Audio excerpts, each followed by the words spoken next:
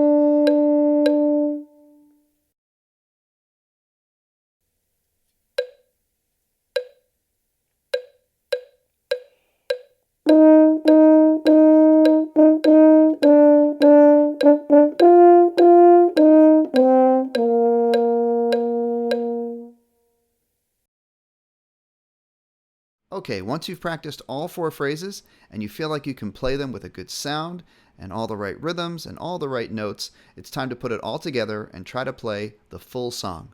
Let's try it right now with our backing track.